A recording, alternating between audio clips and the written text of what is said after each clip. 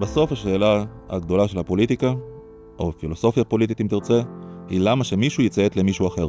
הטענה שלו אומרת שהריבונות הלגיטימית היחידה היא זו שנסמכת על הסכמת הנשלטים. לוק טוען שגם אם בהתחלה השלטון מתבסס על זה שהוא כובש מישהו, אי אפשר לשלוט על כידונים בלבד. תמיד בסוף צריכה להגיע הסכמה כלשהי של הנתינים, ואם הסכמה הזאת לא תגיע, השלטון הזה לא יוכל לשלוט. אם אנחנו הגענו למצב שבו באמת מספיק אנשים סבורים שהשלטון לא לגיטימי, המשבר הזה כנראה לא ייגמר טוב מבחינת השלטון. אם יש ספר אחד שנחשב הספר אולי הכי חשוב בליברליזם או בפילוסופיה הפוליטית המודרנית, זו המסכת השנייה לממשל של ג'ון לוק, שיצא עכשיו בתרגום מחודש של הוצאת שלם, ואני כאן עם העורך הראשי, יגאל ליברנט, שלום. אהלן. טוב, אז זה באמת ספר חשוב. הייתי רוצה שנציג אותו ככה מההתחלה, וגם עם השלכות מודרניות. התרגום הקודם נעשה על ידי מגנס, על ידי אור, נכון? יוסף אור. שנת 1950 או משהו בסגנון הזה. אם אני לא טועה 48 אפילו. כן. אז תודה רבה על מה שעשיתם. לגבי המסכת השנייה, היא בעצם הצדקה לממשל מודרני, מוצדק, ליברלי, אבל באופן כללי הצדקה לממשל שלא נסמך על מלך או על איזה שהם זכויות מולדות של מלכים או זה שיש להם דם כחול. וזהו בעצם, זה הטיעון הראשון שהוא נותן בספר, בעצם מדוע אי אפשר לבסס את שלטונם של מלכים. זה נשמע לנו קצת, נקרא לזה, לא רלוונטי לימינו, אבל אנחנו תכף נראה כמה כן, בעצם כי הוא נותן תנאים שעל בסיסם ממשל יכול למשול, הוא גם אחד מהוגי האמנה החברתית, יחד עם הובס, רוסו ועוד רבים, וזה מאוד מאוד רלוונטי לימינו. נדבר גם על 7 לאוקטובר בהקשר הזה, נדבר על הרבה דברים.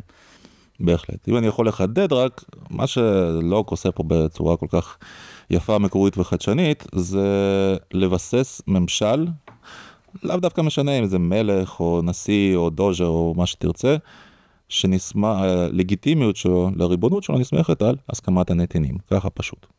זה גם באמת חורז לנו רעיונות מהתנ"ך, זאת אומרת, אני הייתי רוצה באמת שנשאל את השאלה, עד כמה לוק נסמך על, נקרא לזה, מוחו הקודח, ועד כמה הוא נסמך על המסורת העברית או המסורת התנ"כית? בהחלט, לא ברדי אתה אומר את זה, לוק הוא בנם של הורים פוריטנים, נרדם של סבים פוריטנים, הוא קורא את המקרא כפשוטו, ולכל הפחות באותה מידה שהוא עושה פילוסופיה, הוא נסמך על המקרא ועל ההתגלות.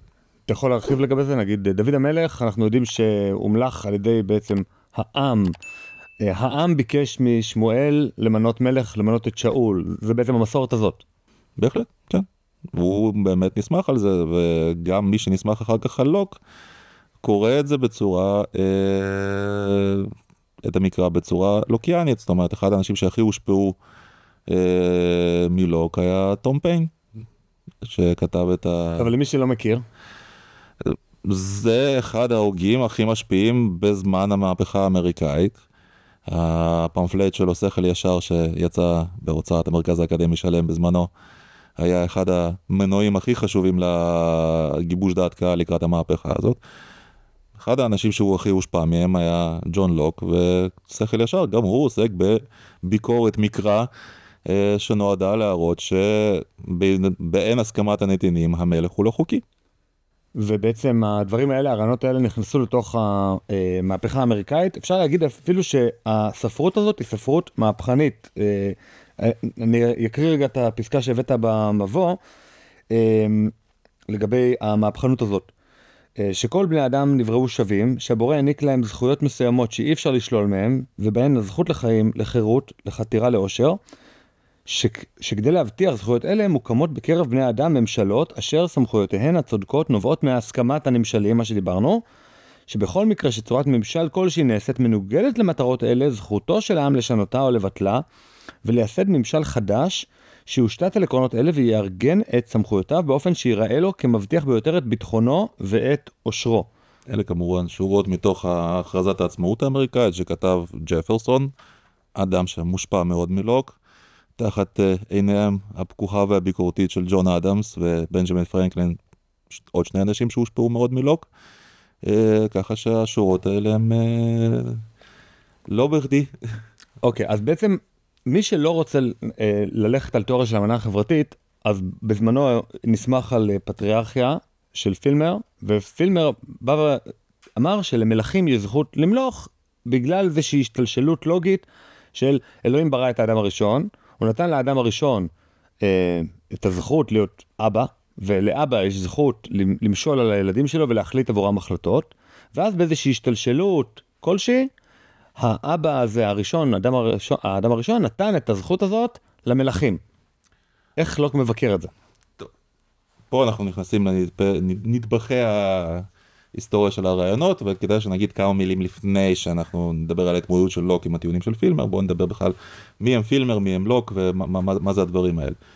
אז רוברט פילמר, סר רוברט פילמר, שגם ספרו הפטריארכה יצא הנה, האמת הוא פה לידך ליד ביאליק, פה.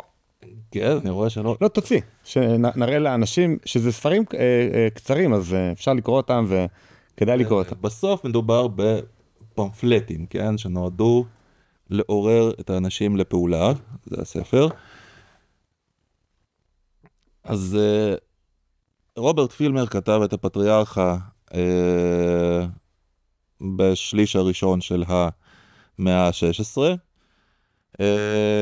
ממש לקראת מלחמת האזרחים האנגלית, שבה בסופו של דבר צבא הפרלמנט ניצח את צ'ארלס הראשון, אחר כך ניצח אותו שוב, שפט אותו ודן אותו לגרדום. רוברט פילמר, שהיה, כמו שאנחנו מבינים, מלוכן אדוק, בזמן מלחמת האזרחים חווה כל מיני רדיפות כאלה ואחרות, אפילו הוכנס לכלא לגופה מסוימת.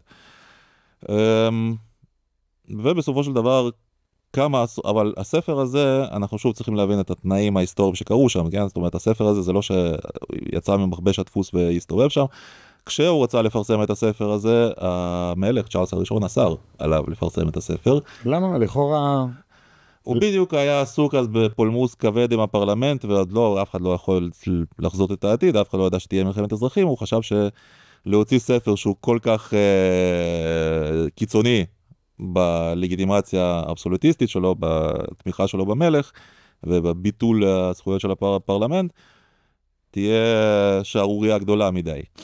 ככה שהספר הזה הסתובב רק בין חברים וחוגים מצומצמים של פילמר, הוא היה ידוע, אבל בחוגים מצומצמים. מתי הוא כן יצא למכבש הדפוס? הוא יצא בשנת 1680. כשבנו של צ'ארלס הראשון, צ'ארלס השני, היה בדיוק עסוק בסוגיה נורא נורא בוערת מבחינתו, וזה להבטיח שברגע שהוא ימות, והוא הרגיש שהקץ קרב, שהכס המלוכה יעבור לאחיו, ג'יימס. מה הבעיה שם? ג'יימס, להבדיל מצ'ארלס, היה קתולי גלוי ומוצהר.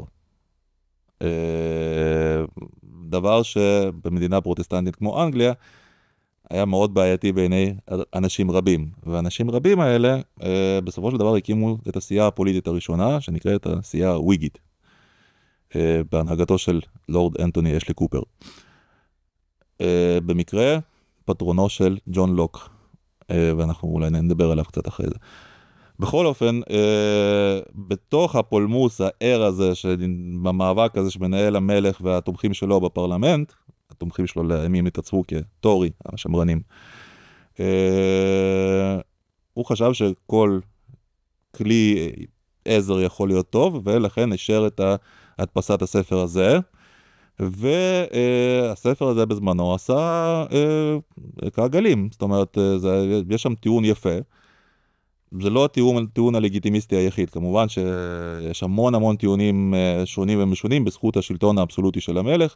הטיעון של פילמר היה מקורי ומעניין, זאת אומרת, כמו שאמרת, הוא בגלל שהאל נתן לאדם הראשון, כן, את האדמה ואת כל יצוריה לשלוט ולרדות בהם,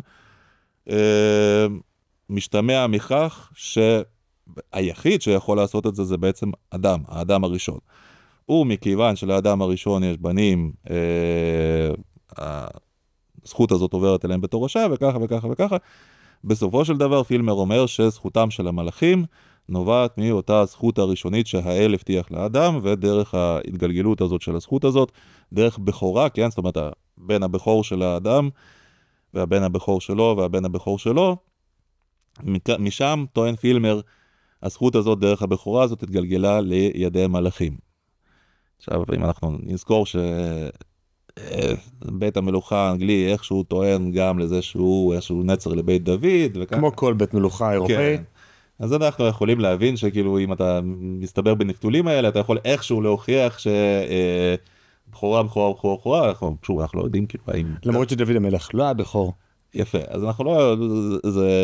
אם אנחנו נכנסים ממש בעובי הקורה, אנחנו מבינים שהטיעון הזה לא מחזיק מים, אבל בגלל הספר עדיין כתוב מאוד יפה, הוא כן, הייתה לו השפעה מסוימת, וכשג'ון לוק קרא אותו, הוא החליט שהוא רוצה להתמודד עם הטיעונים האלה.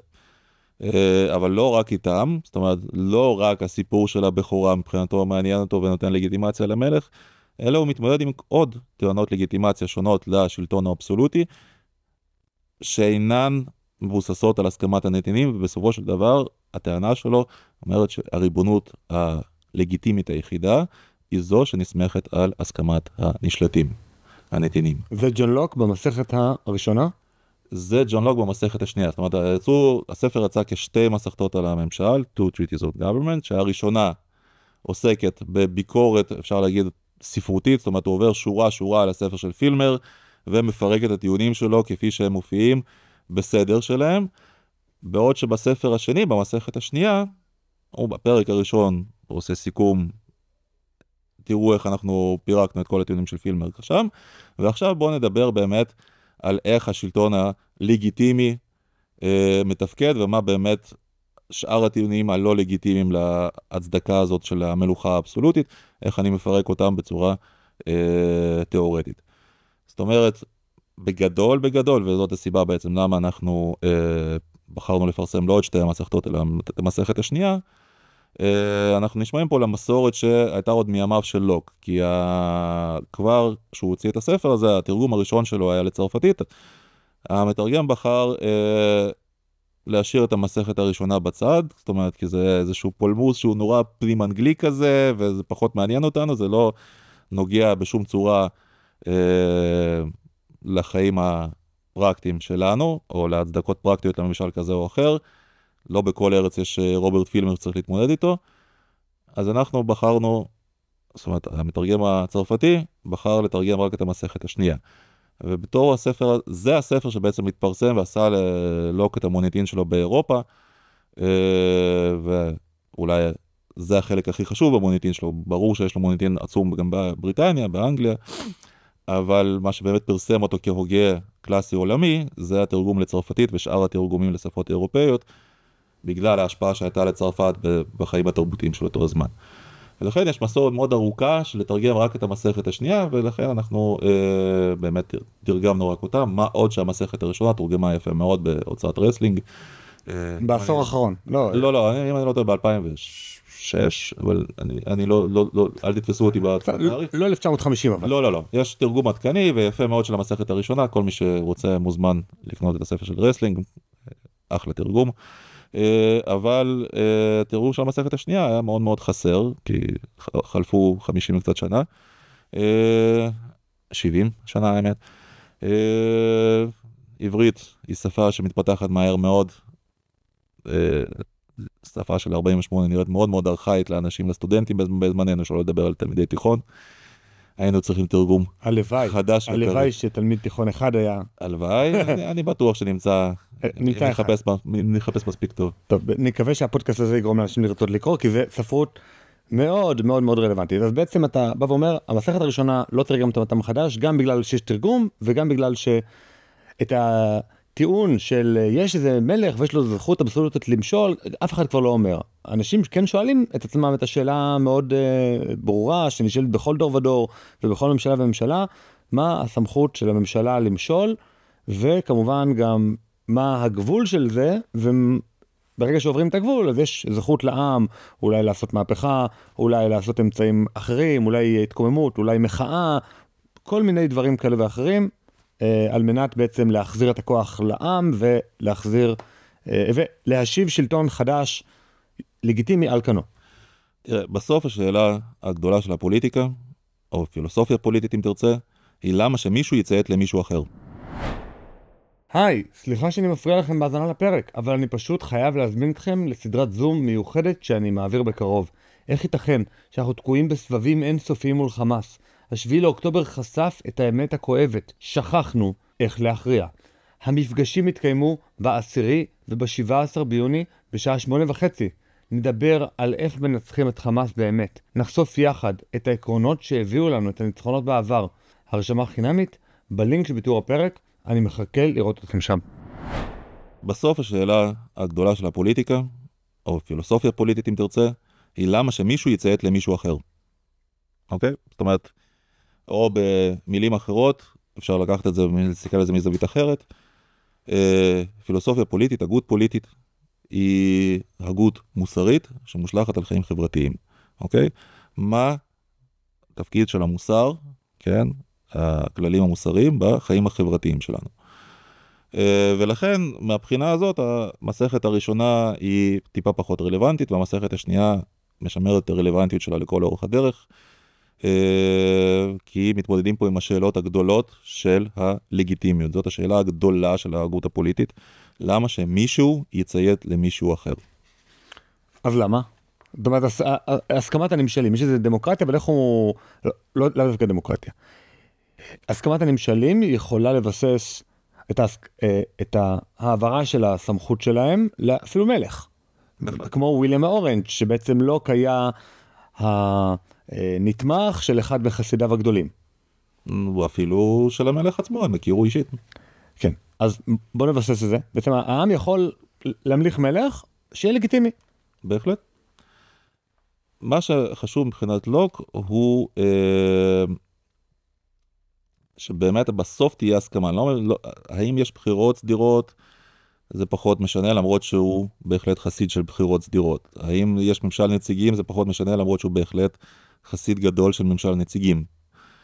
אבל מבחינתו, צורת השלטון היא פחות חשובה, כל עוד היא בבירור נסמכת על הסכמת הנשלטים. עכשיו, לוק הוא לא אמפיריקן בשום צורה, לא בשום צורה. מה זה אמפיריקן? רק מי שלא מכיר.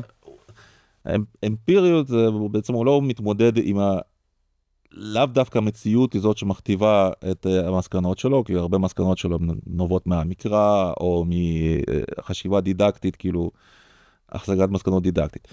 אבל אי אפשר להגיד שהוא לא אמפיריקן בשום צורה, כי חלק גדול מהתשומת לב שלו נתון למציאות. והוא אומר, הספר הזה אומר, מתחיל בעצם בשורות של, כן, אנחנו כולנו יודעים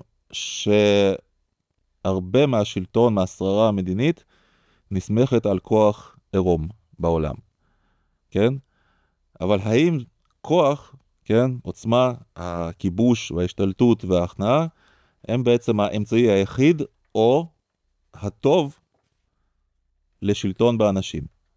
לוק טוען שלא. הוא אומר שגם אם בהתחלה השלטון מתבסס על זה שהוא כובש מישהו, רק על כוח עירום לבדו השלטון לא יכול לשלוט. אי אפשר לשלוט על כידונים בלבד. תמיד בסוף צריכה להגיע הסכמה כלשהי של הנתינים, ואם הסכמה הזאת לא תגיע, השלטון הזה לא יוכל לשלוט. מהבחינה הזאת כמובן חשוב שלוק הוא אנגלי, כן? זאת אומרת, ההיסטוריה האנגלית כולה, יש בתאריך הכי חשוב שבעולם, השנה הכי חשובה של היסטוריה האנגלית היא 1666, כלומר, שלטון הכיבוש הנורמני, כשוויליאם הכובש מגיע מנורמנדי וכובש את אנגליה ומבסס שם את השושלת שלו, וכל המלכים האנגליים אחר כך מגיעים מתוך השושלת הזאת. זאת אומרת, מכל הבחינות האנגלים בעצם מכירים שהשלטון שלהם מבוסס על זכות הכיבוש של וויליאם הכובש. לוק אומר, לא, זה לא הסיפור, או לפחות זה ממש לא כל הסיפור. ואז הוא מתחיל את המסכת שלו ואת הטיעונים הלוגיים שלו, שאומרים שבסופו של דבר, כן, השלטון הלגיטימי, השלטון שיכול לשרוד, השלטון שמיטיב עם הנתינים שלו, הוא זה שמבוסס על ההסכמה שלהם. זאת אומרת, יש לך מצב שהוא טרום חברתי שמתהווה למצב חברתי. ואיך הדבר הזה מתהווה? יש בעצם שתי דרכים לעשות את זה. אחד, זה איש חזק כלשהו מכניע את כולם למרותו, כן, בכוח. זה לא צודק. וזה א', לא צודק, ב', לא יעיל, כן, כי בסופו של דבר הוא צריך לישון מתישהו, הוא יחטוף אבן בראש מתישהו, כן, או אם יש לו צבא משלו, אז מתישהו מישהו בצבא הזה ייתן לו את האבן בראש וככה הלאה. אי אפשר לשלוט על אלימות לבדה, זה לא עובד. נגיד דוגמת אסד. למשל. וצורה שנייה אומר, היא בעצם כשאנשים שחיים במצב שהוא טרום חברתי, מתאגדים לחברה. זאת בעצם הסיפור הזה של מצב הטבע והאמנה החברתית. והוא מקדיש להם חלק ניכר בתחילת הספר שלו, לנסות להסביר מהי התפיסה שלו לגבי מצב הטבע, ואיך המצב הטבע הזה בעצם מתהווה לתוך מצב חברתי. זה אבל חשוב שנגיד, מצב הטבע הזה זה לא, אבותינו הפרה-היסטוריים ביער החליטו למנות מישהו, ואז משם זה משתלשל עד היום. אלא זה, כמו שאמרת, הכוח העירום תמיד נמצא איפשהו, וגם ההסכמת הנשלטים תמיד יכולה להשתנות, תמיד יכולה להחליט שאוקיי, השלטון הנוכחי לא לגיטימי, הוא פגע בדברים מסוימים. בוא ניקח את זה רגע לקטע כאילו אקטואלי, המהפכה האמריקאית. המלך של אנגליה שלט במושבות באמריקה, לא בארצות הברית, כי עוד לא הייתה ארצות הברית, הוא עשה כל מיני צעדים שמפורטים יפה בחלקים המשעממים של הכרזת העצמאות. נגיד, הוא לא שפט אותם משפט מושבעים. נגיד מה שכל אזרח בארץ בעצם לא נשפט משפט מושבעים, אלא משפט על ידי שופט ממונה, ולכן, ועוד סיבות נוספות, כמו הפקעת רכוש ודברים אחרים, מותר למתיישבים האנגלים שגרים באמריקה, להלן האמריקאים, למרוד במלך ולהקים שלטון מוצדק. אמרת פה הרבה דברים, כן, אבל שוב, אם אנחנו ברוח לוק נתעקש על קריאת פשט של הדברים שלו, מה שלוק אומר בפשטות זה שכל חברה אזרחית טובה מתפקדת, כמה לפחות באופן תיאורטי מזה שבאה קבוצה של אנשים ואמרו קשה לנו לחיות ללא ריבון, שיבטיח את הביטחון שלנו ואת הרכוש שלנו ואת החיים שלנו ואת הבריאות שלנו וכך הלאה, כל הדברים הטובים, כל הזכויות שבעצם האלוהים העניק לנו, ופה חשוב לזכור שאלוהים העניק את הזכויות האלה, כי הוא ברא אותנו בצלמו, והוא נתן לנו את הארץ ואת יצוריה ואת כל זה. קשה לנו לשמור על זה, אנחנו חוששים ממצב שבו כל אחד בעצם יכול להחליט על עצמו ומה שהוא עושה, ולהחליט שהוא פוגע בנו ולוקח לנו את הרכוש, ולכן אנחנו מתאגדים ומוסרים את הזכויות הטבעיות שלנו לפגוע בכל אחד אחר ולהיות שופטים בענייננו שלנו, לידי ריבון מסוים, שהוא בעצם יחליט מהם החוקים לחברה טובה, מה אנחנו צריכים לעשות, את מי אנחנו מענישים, על איזה מעשים מגיע עונש, זה נורא חשוב, כי ככה פה מגדיר בעצם את הריבונות. הריבונות היא זאת שיכולה לחוקק חוקים שעונש מוות בצידם, ומכיוון שכך גם את כל החוקים שהעונשים עליהם פחותים, כן? זאת אומרת שאנחנו מוותרים על הסמכות שלנו, כן? להיות שופטים במעשינו, שכל גנב שגונב לנו איזה אנחנו יכולים לרצוח אותו, כן? ומשאירים את הסמכות הזאת לריבון. זה בעצם היסודות של החברה האזרחית, שמבחינת לוק היא גם צודקת וגם יעילה. אוקיי? עכשיו, להבדיל מקודמו בעניין הזה, הובס, שבאמת חשב שמצב הטבע הוא תמיד מצב של מלחמה, של מלחמת הכל בכל, שבה החיים הם קצרים, דלים ופראיים, לוק היה קצת יותר אופטימי לגבי טבע האדם. מבחינת, שוב, זה נוגע מאוד לחינוך הדתי שלהם, כן? כי הובס היה פחות או יותר אתאיסט, בעוד שלוק היה, לא הלך יותר מדי לכנסייה, אבל הוא כן גדל בבית פוריטני. ככה שהוא כן האמין שיש אל, שנתן לנו את הזכויות האלה וכך הלאה, וברא אותנו בצורה די טובה. לא מושלמת, כן, האדם אינו מושלם, אבל הוא די טוב. לכן, מבחינת תיאורטית, מצב טבע יכול להימשך לנצח, כן? אנחנו תמיד יכולים להיות ציידים לקטים ולחיות בסבבה שלנו. הבעיה מבחינת לוק שהוא הוא לא אמר את המילה הזאת, אבל יש מוטציות ביצירה האלוהית הנפלאה הזאת שנקראת האדם, והמוטציות האלה, במיוחד שהאינטרסים שלהם מעוותים את השיפוט שלהם, הם יודעים שאסור לקחת את האיזה של מישהו אחר, אבל אם אתה נורא רוצה, אז מותר, כן? יש את האנשים שהמוטציה הזאת אומרת להם שזה מותר, ואז מתחיל הברדק והבלגן והמלחמת הכל בכל, שלא קורא לזה מצב מלחמה. אני רגע אגיד את זה במילים אחרות, אולי טיפה יותר פשוטות. יש שמישהו חושב שהאדם הוא מלאך, נגיד, בסדר, בקווים כלליים, נגיד לוק. יש מי שחושב שהאדם הוא מלאך, אבל מדי פעם אנשים פועלים על פי אינטרסים עצמיים, זה נגיד אפשר להגיד, אולי גם לוק, אפשר להגיד גם, נגיד... אני חושב שזה יותר קרוב ללוק. נגיד, אפשר להגיד, זה שמרנים, אומרים, האדם הוא יחסית טוב, אבל יש לו אינטרסים אישיים, לפעמים כוח השיפוט הוא לא כזה רציונלי, זה... יש גם דברים נוספים שמשפיעים חוץ מהשאיפה אל הטוב, ויש מי שחושבים שהאדם הוא ממש רע מנעוריו, כאילו הוא רק אינטרסים אישיים, רק מה טוב לי ובלי שום דבר אחר, שזה אפשר להגיד הובס, ואז הוא אומר אם יהיה מצב טבע אנחנו כל הזמן נהיה בקרבות אינסופיים אחד עם השני, על הרכוש, על אנשים, על ביטחון, על כל מיני דברים כאלה, ומההשקפה הזאת על טבע האדם, לפחות תומאס סואל אומר, נגזרות השקפות פוליטיות לגבי מה טבעו של השלטון. אם האדם הוא רע מנעוריו לחלוטין וזה, אז לא ניתן לבסס שום שלטון, נגיד נקרא לזה סוציאליסטי כזה של אחוות עמים ואחוות אנשים ושל שיתוף מלא וכל אחד לפי צורכו וכל אחד לפי יכולתו וכל השיתוף הזה של הקומונה, כי בסוף אנשים יעבדו קצת פחות קשה, ייקחו קצת יותר מדי והכל יתפרק, כמו שקרה בקיבוצים.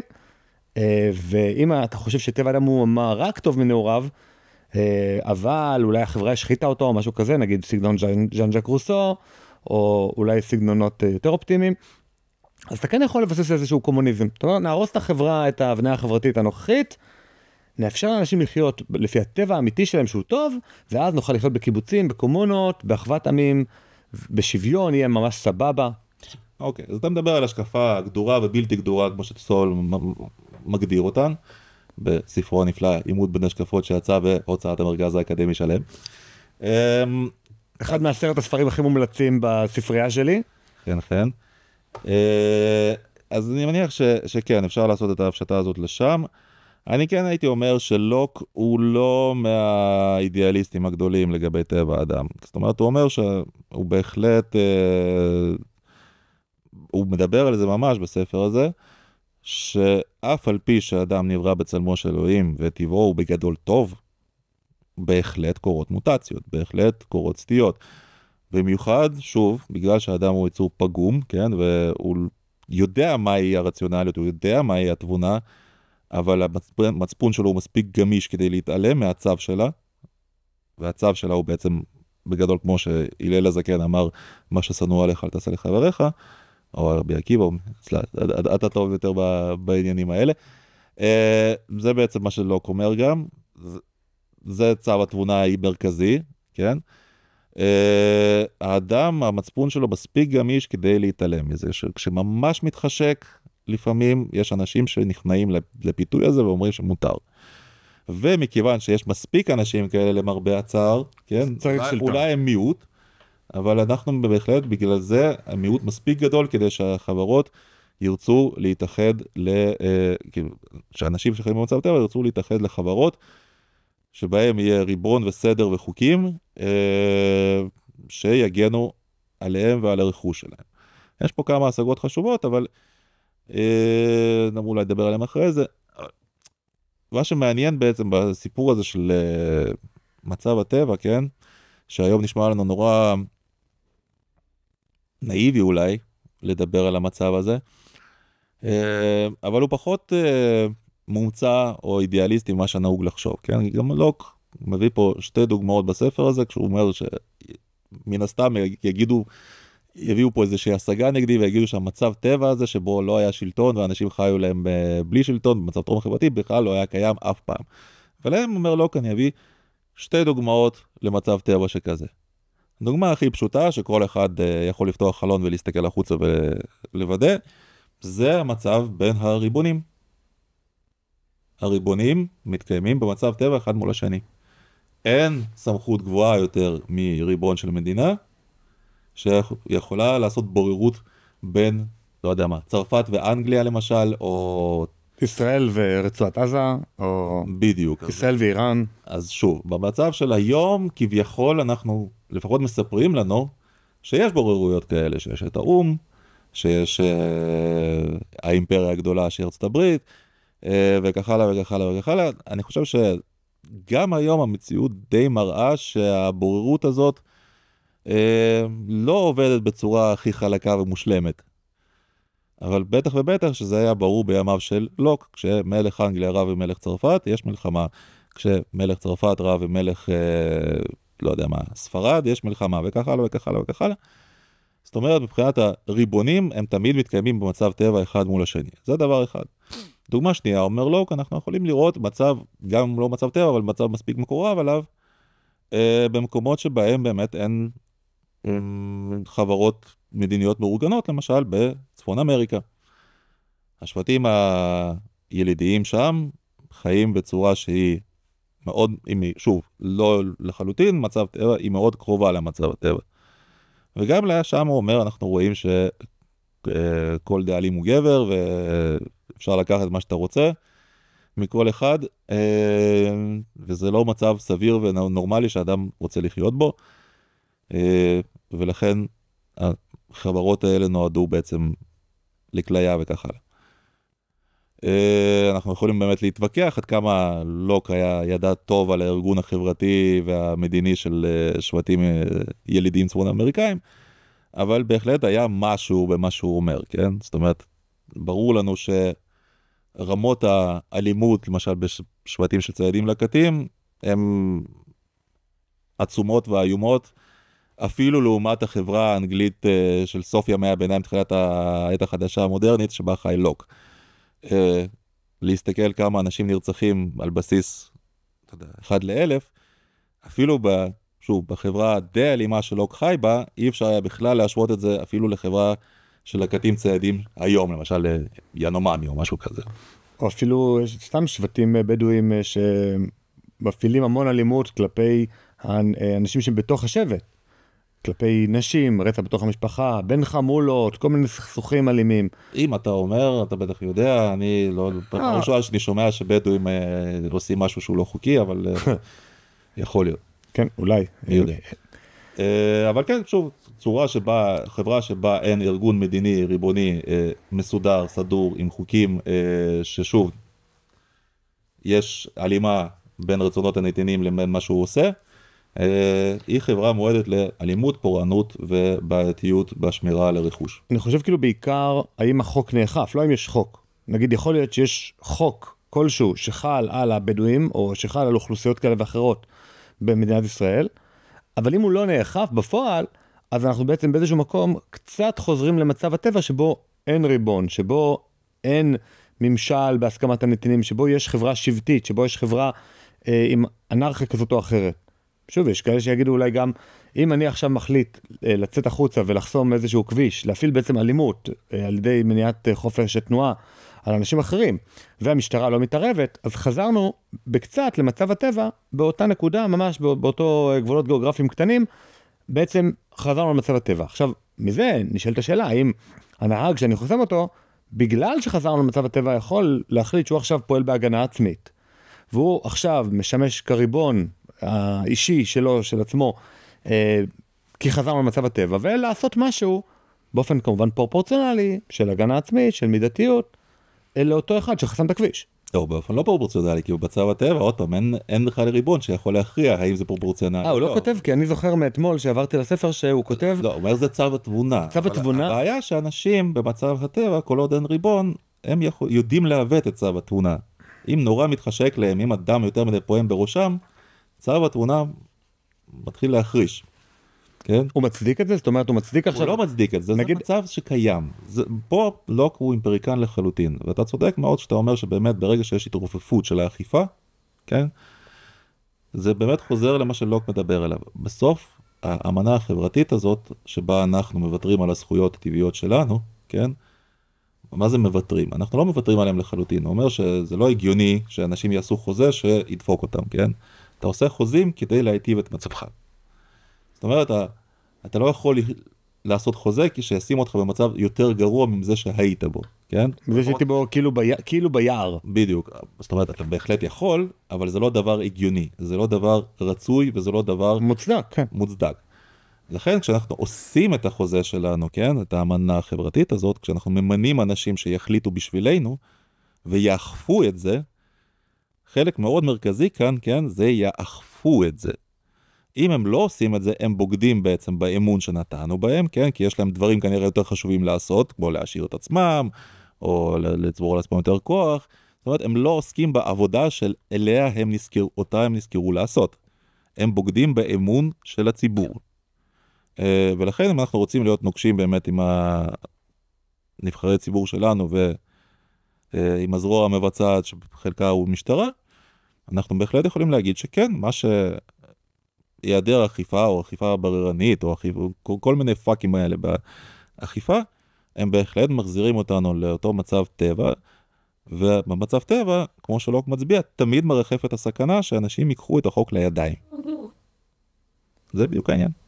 בוא ניקח דוגמה אולי פחות שנויה במחלוקת. ב7 לאוקטובר. הצבא לא מימש את האחריות שלו, בגלל רשלנות, לא משנה בגלל מה, בגלל קונספירציה, לא משנה למה, אבל הצבא לא תפקד ב7 לאוקטובר, כפי שהיינו מצפים שיגן על אזרחי ישראל. ולכן היה מותר, ואפילו ראוי, שוב אני הייתי שמח שנדבר על מה ההבדל בין מותר לבין ראוי, אצל ג'ון לוק, מה הוא מצדיק ומה הוא מאפשר, מה הוא פשוט אומר, ככה זה. יצאו אנשים עם נשק אישי, או עם נשק מהצבא, או עם נשק מכיתת כוננות, או בדרך כזאת או אחרת, בלי פקודות, יצאו והגנו על חייהם של האחים שלהם בקיבוצים, על האחים שלהם בסדרות, באופקים, והרגו אנשים. טוב, תשמע, קודם כל הכוכבית הזאת פה, אני לא מאמין בטיעוני קונספירציה, ואני מאוד מאוד כועס על מי שמנסה להפיץ אותם, אני כבר אגיד את זה. אני חושב שבאמת מדובר ברשלנות פושעת שצריכים להיענש עליה וככה, וצריך לחקור אותה כמו שצריך ולהגיע למסקנות ולהעניש את המתרשלים. אני נורא באופן עקרוני מתנגד לטיעון של הקונספירציה.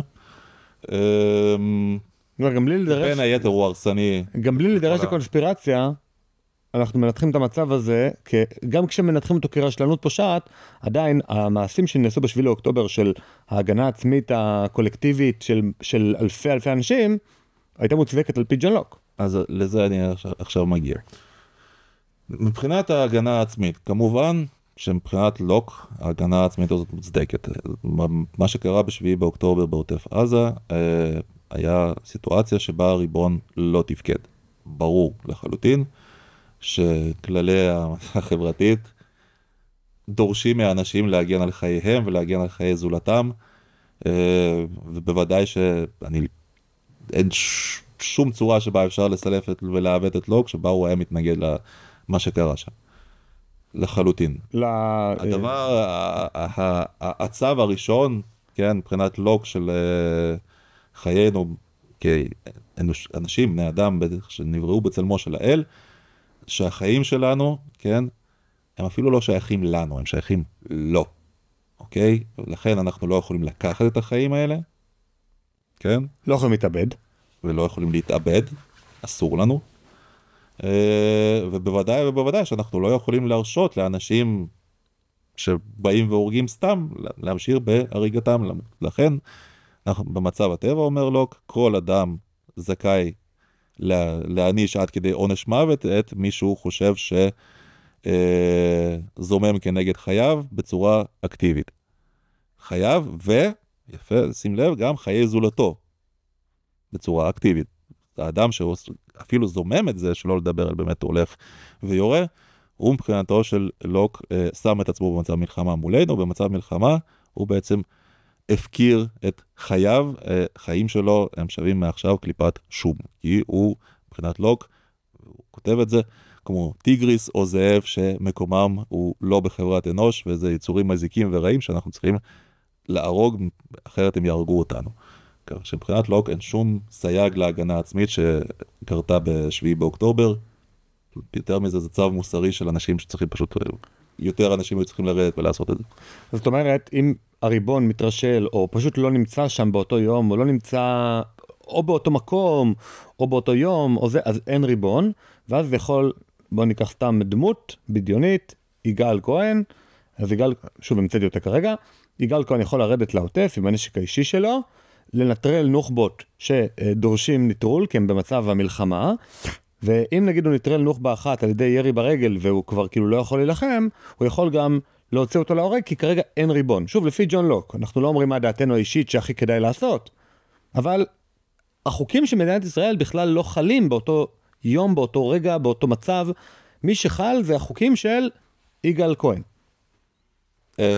כן, שוב, אפשר להגיד פה יש סייג שכאילו אומר, עוד פעם, אם אתה באמת נשמע לצו התאונה במצב הטבע, גם כשאתה בא להעניש, אתה צריך לעשות את זה בצורה מידתית, אוקיי? הוא לא מבטל את המידתיות. כלומר, אני חושב שאם היה פה איזשהו שופט בג"ץ מפולפל מאוד, הוא היה יכול להגיד שברגע שניטרלת את הנוח'בה והוא כבר לא מסוגל להמשיך את הירי שלו הקטלני, אתה כבר לא יכול לראות לו בראש. זה אני חושב שיכול להתקבל על הדעת. Having said that,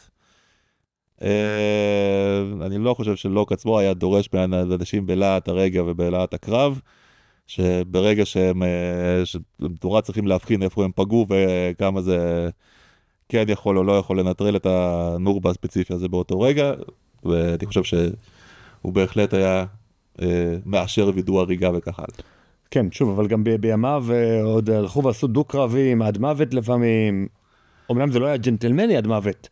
היה עדיף לעשות דו-קרב, לא משנה, אני מתכוון, בימיו עונש המוות היה הרבה יותר מקובל והרבה יותר...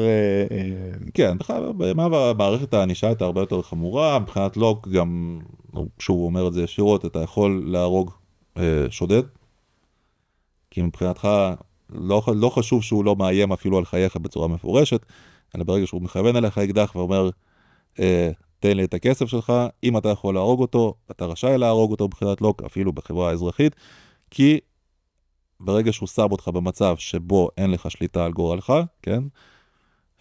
שאתה צריך להיכנע לו, בעצם להפוך מבחינת לוק אפילו לעבד שלו, כן? האם זה אפילו באופן זמני, אתה לא יודע מה הבן אדם החליט לעשות, הבן אדם הרע הזה שכאילו כבר הוכיח את הברוטליות שלו, ברגע שאתה תרים ידיים. אין לך מושג, הוא יכול להרוג אותך, ושוב בזה אתה חוזר בעצם למצב הטבע, זה ברגע שהוא מאיים עליך באופן משמעותי, סימן שאתה במצב מלחמה מולו, ואתה רשאי לעשות כל מה שאתה רוצה, כדי לחסל את האיום הזה. האם בימינו בחברה מודרנית שבה אכיפה כן מתפקדת, אתה רשאי להרוג, לא יודע מה, שודד שמעיף אותך מהאוטו ונכנס בו ומתחיל לנסוע? לא יודע. שוב, על פי ג'ון לוק, אנחנו לא מדברים על דעתנו האישית. מבחינת ג'ון לוק בהחלט, כי ברגע שהוא פותח את הדלת ותופס אותך, הוא כבר מאיים על חייך. ברגע הזה אתה יכול כאילו לראות בו. האם מבחינת ג'ון לוק, ברגע שהוא מתחיל להתרחק ממך באוטו, אתה עדיין רשאי להרוג אותו? מבחינת ג'ון לוק דווקא לא. והוא אומר את זה ישירות. כן? כן.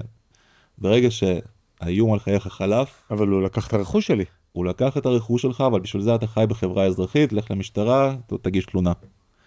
ואם המשטרה לא מתפקדת, זה לא מחזיר אותי חזרה למצב הטבע? אם אני יודע שהמשטרה... כבר אתה עובר לסוגיה גדולה יותר, כן? עוד פעם, סוגיה גדולה יותר, אם אתה, אין לך בורר, כאילו הבורר הזה לא קיים, במקרה הזה, שוב אתה חוזר כן למצב הטבע, אבל במצב נורמלי של חברה מתפקדת, כן, אתה צריך להגיש תלונה, והם צריכים לחקור את זה ולמצוא את הרקע. ניתן רגע דוגמה אישית מעצמי, כמובן לא נקטתי בשום תג מחיר או אמצעי ענישה, אני לא קראתי ג'ון לוק אז, אולי עכשיו? לא עכשיו. בכל אופן, הלכתי למשטרה, גנבו לי את האופניים, ואמרתי להם, תקשיבו, גנבו לי את האופניים. שוטר היה ממש כנה ונחמד, אמרתי לו, אוקיי, מה יקרה עם התלונה? אז הוא אומר שתדע, היא כבר נסגרה. אמרתי לו, מה זאת אומרת כבר נסגרה? יש מצלמות שצילמו את המקום המדויק, אפשר להוציא את המצלמות מהרכבת הקלה, זה מאוד פשוט וקל. אז הוא אמר לי, לא, התלונה כבר נסגרה מחוסר עניין לציבור. אמרתי לו, מה? הוא אמר, יש מדיניות אכיפה ואנחנו לא אוכפים על דברים כאלה, מצטער, סליחה. אני חושב שלא קיים מזועזע מהטענה הזאת. אני חושב שהוא היה בו זעזע בצדק. אז נניח שהייתי יודע מי הגנב, ואני יודע שאין משטרה, אז אני חוזר להיות האוכף של הגנבה של הרכוש שלי. אבל עוד פעם, את צריכה להישאל השאלה, האם במה שאתה עושה, האם אתה תורם לסדר הציבורי, או שמה אתה תורם לאנשים שיקחו את דוגמתך ויקחו את החוק לידיים, ויתבלבלו בזהות הגנב הבא, וכך הלאה וכך הלאה. יש לזה השלכות, ששוב, אני מניח שלא יכול להתווכח עליהם היטב, או למצוא סיבה למה כדאי לך לסבול אי צדק קטן, למען לא תגדיל לכדי אי צדק גדול. גם על זה לא מדבר שם בסוף, כן? גם אם הייתי משוכנע לחלוטין שמותר לי לעשות את זה, אני לא הייתי מסכן את שלמות הגוף שלי, כי יכול להיות שעכשיו מי שגנב את האופניים, ייתן לי אפילו, לא יודע, איזה מכה חזקה, ואני אהיה עכשיו בבית חולים שבוע, לי לא שווה, בשם הצדק המוחלט, להיות בבית חולים שבוע, אבל... ושוב, אנחנו באמת מדברים על זה בצורה מאוד פסקנית כזאת, אבל לוק הוא לא עד כדי כך פסקני, זאת אומרת, הוא כן בן אדם שמתמודד עם המציאות, והמציאות חשובה לו, גם בפרקים המסכמים שם, בפרקים המהפכניים ויותר שלו, כן? אלה שבאמת מספרים מתי צריך ואפשר למרוד בריבון שהפך להיות ללא גיל לגיטימי, לוק עונה לטענות שיכולים לעלות נגדו, להגיד שכאילו אם אנחנו עכשיו על כל שני וחמישי נתחיל למרוד פה, לאיפה נגיע, לוק אומר שאנחנו לא נתחיל למרוד כל שני וחמישי, יותר מזה, זה שהריבון בגד בתפקידו והראה למישהו מהנתינים בצורה לא חוקית, כן?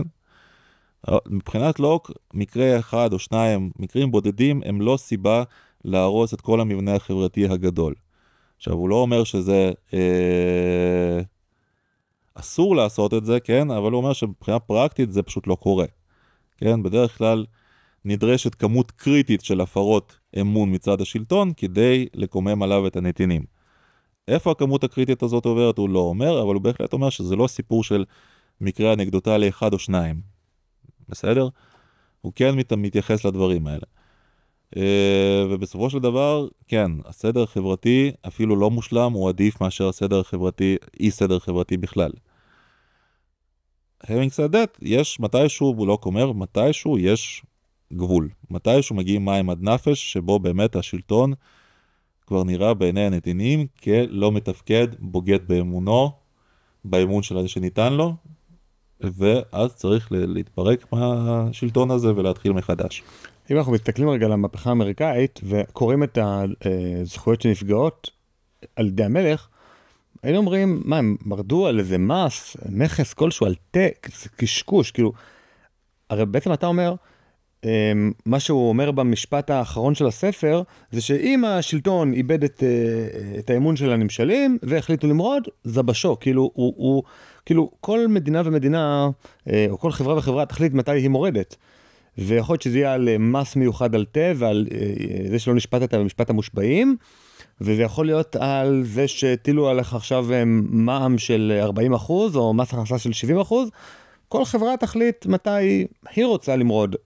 אבל ברגע שהחברה החליטה למרוד, הממשל, יש לו להאשים רק את עצמו בזה שמרדו בו. לא משנה אם זו סיבה שנראית סיבה טיפשית, או סיבה חשובה. כן, וכאן אנחנו מגיעים בעצם מבחינת לוק, אתה צודק. זה לגמרי לוק. אם אנחנו הגענו למצב שבו באמת מספיק אנשים סבורים שהשלטון לא לגיטימי, אנחנו בנקודת משבר. והמשבר הזה כנראה לא ייגמר טוב מבחינת השלטון. השאלה הכי חשובה פה זה באמת מה הכמות הקריטית, כן? אבל אפילו אם נעזוב את זה בצד, אפשר להגיע לנקודה הזו, לסיפור הזה של המהפכה האמריקאית, ולהסתכל עליו בעיניים, מה כאן המורשת של לוק, ומה כאן, ואיך זה מתפרש.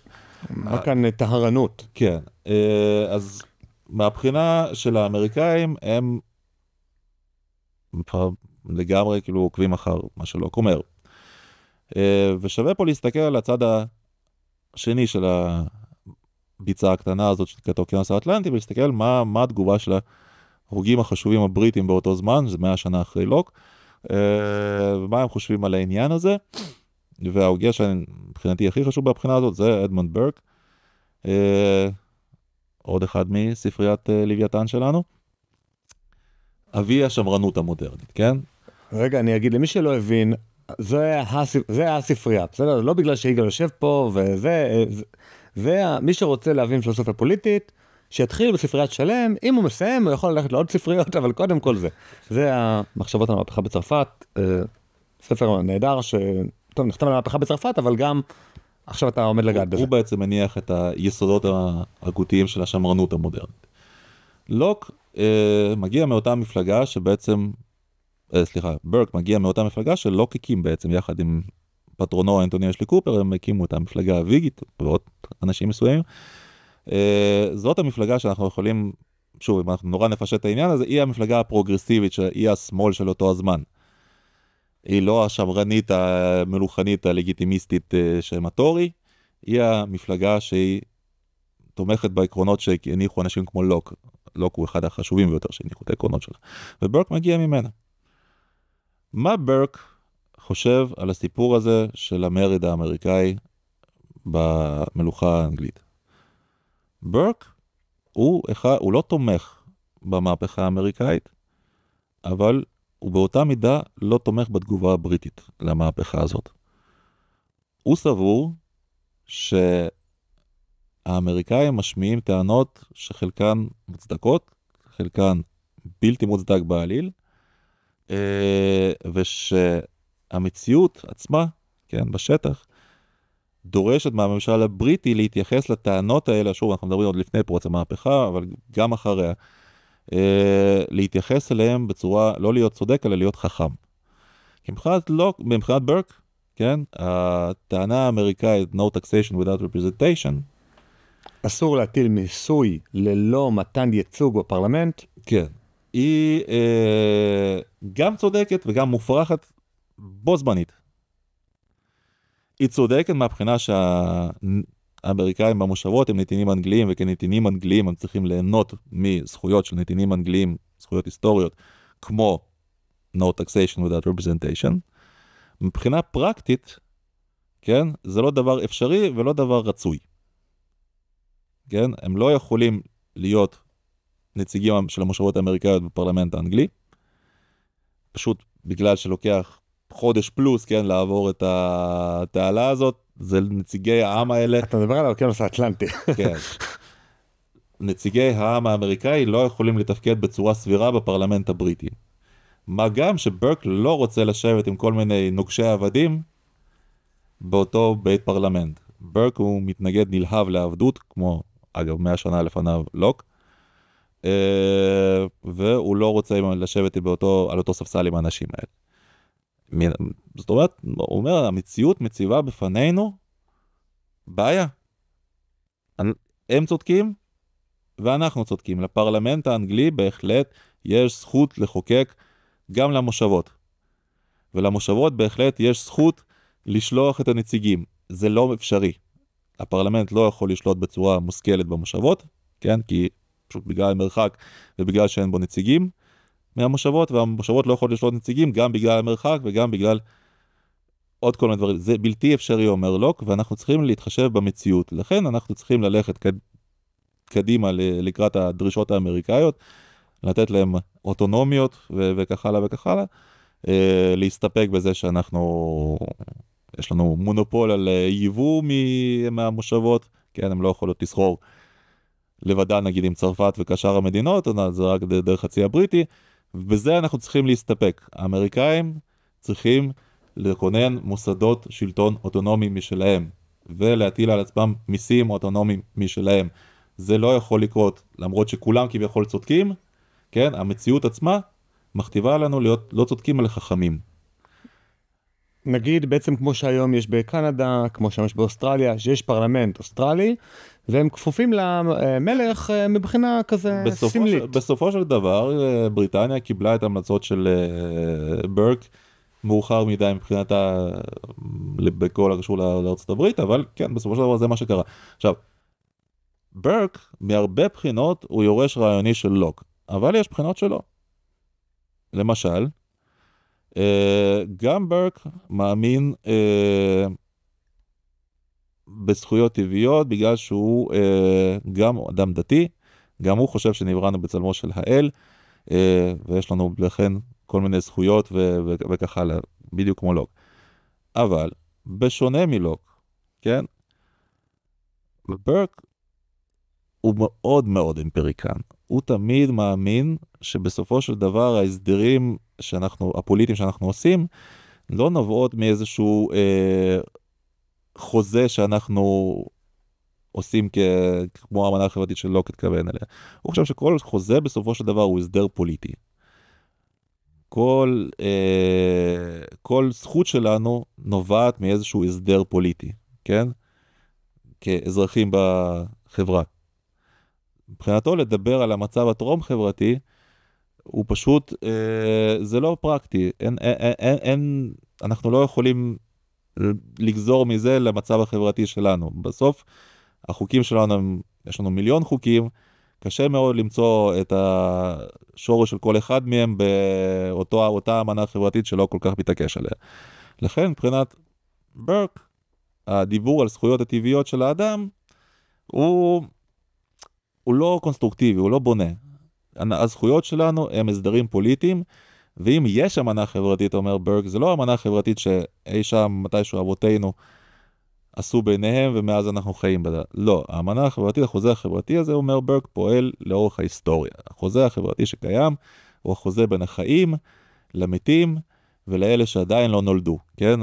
אז הסקופ של ברק מהבחינה הזאת הוא הרבה יותר רחב. החוזה החברתי שלנו, כן, האמנה החברתית, זה דבר חי, וזה לא דבר של פעם, זה דבר חי ובועט כל הזמן, ואנחנו צריכים לחשוב כל הזמן על כולם, גם על אבותינו, ובטח ובטח על אלה שיבואו אחרינו. אז אני חושב שזה נושא נורא מרתק בעצם לראות כמה לוק יש בברק, אבל אני בהחלט חושב שכך או אחרת יש הרבה לוק בברק. גם כשברק מתנגד ללוק, הוא מתנגד ללוק, כן? יש איזשהו ויכוח נורא מרתק, אבל נורא נישאי, עד כמה לוק, כן? ג'ון לוק הוא משפיע, אנחנו הצגת אותו כאבי הליברליזם, ויש טענה לגיטימית למדי, שבעצם לוק קיבל את התואר הזה רק בעצם באמצע המאה ה-20, כן?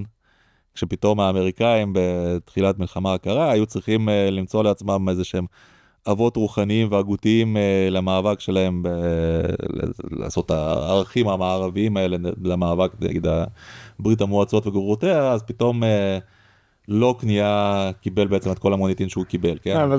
זה מין טענה רוויזיסטית כזאת שאומרת שכל הסיפור הזה של לוק הוא אבי הליברליזם, זה טענה שהומצאה ממש ממש מאוחר. זו טענה מעניינת, כן? יש הרבה מה לומר בזכותה. Having said that, אני לא מקבל אותה. ההשפעה שלו אדירה. היא אדירה, אבל היא קצת יותר נשאית ממה שנהוג לחשוב, כי היא פחות במקומות שהיינו נגיד מצפים בהם. ההשפעה שלו באנגליה נגיד גופה, כן? היא debatable. למרות שכאילו כבר בחייו, כן? יצאו 3 מהדורות של המסכת השנייה, ואז כל כמה עשרות שנים יוצאת עוד מהדורה ועוד מהדורה, זה לא מאבד לחלוטין מערכו, אבל באמת לפעמים בתחילת המאה ה-19 למשל, ההשפעה של לוק מאוד ירדה, כאילו פחות נזכרו בה, ההוגים החשובים של זמנו נטו קצת לזלזל בטיעונים שלו, כמו ג'ון סטיוארט מיל וכך הלאה, אבל אני חושב שזה לא טענה טובה להגיד שההשפעה לא קיימת, כן? כי ברגע שג'ון סטיוארט מיל טורח להתמודד עם הטיעונים של לוק, או ג'רמי בנטהאם טורח להגיד שהטיעונים של לוק הם עורבא בפרח והם עומדים על, לא יודע מה, רגלי חמר, עדיין הוא מתמודד עם הטיעונים של לוק, כן? זה אומר שהטיעונים האלה עדיין יש עוצמה. אם אתה, ההפך כאילו מהשפעה הוא לא ויכוח, הוא התעלמות. אם היו מתעלמים מלוק, כן? אפשר היה לדבר על זה שהוא לא חשוב, אבל לוק הוא בהחלט מספיק חשוב כדי להתווכח איתו, גם כשאתה בעצם מכריז עצמך ליברל, ואתה טוען שהוא לא כזה חשוב בליברליזם, ואתה מעלה כך וכך טיעונים כנגד זה, אתה מתווכח עם לוק, חביבי.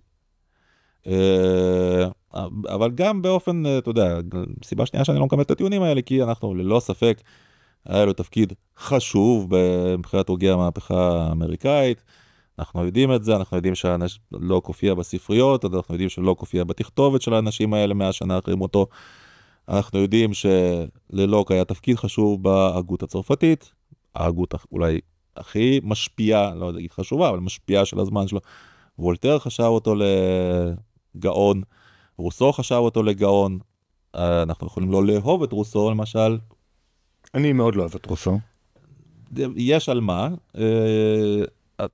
אם זאת קשה לומר שהאדם הזה היה טיפש, או לא גאון, או לא משפיע, הוא בהחלט היה גאון ובהחלט היה משפיע, והמון מהדברים שהוא כותב עליהם, הוא כותב, זאת פרשנות שלו למה שהוא מקבל מלוק. האמנה החברתית של רוסו זה הפרשנות שלו ללוק, התפיסות שלו על החינוך זה פרשנות שלו ללוק. שוב, אנחנו יכולים להתווכח כמה הן טובות או לא טובות, אבל ללא ספק לוק משפיע. וכך הלאה וכך הלאה, אנחנו יכולים לא נתעסק פה יותר מדי בגניאולוגיה של הרעיונות שלו, אבל אין ספק שהוא משפיע, והספר הזה בהחלט משפיע, וכמו שקראת אותו עכשיו, אתה מבין שאת הרלוונטיות שלו הוא איבד אך במעט, אם בכלל.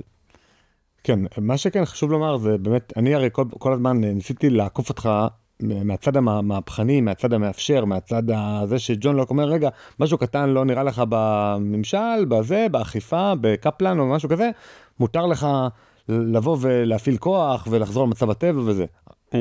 כן יש בו אלמנט של לאפשר מהפכנות, לאפשר ערעור סדר חברתי.